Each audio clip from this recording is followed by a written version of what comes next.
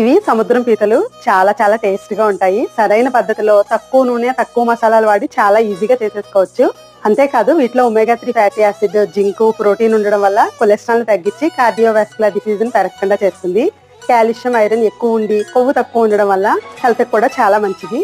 పీతల్ని శుభ్రం చేసుకుని 4-5 సార్లు బాగా కడిగి కడాయిలో 5 టేబుల్ స్పూన్స్ ఆయిల్ వేసి పీతలు వేసి కాస్త పసుపు, ఉప్పు వేసి బాగా కలిపి 10 నిమిషాలు నీరు పోయే వరకు వేయించుకోవాలి.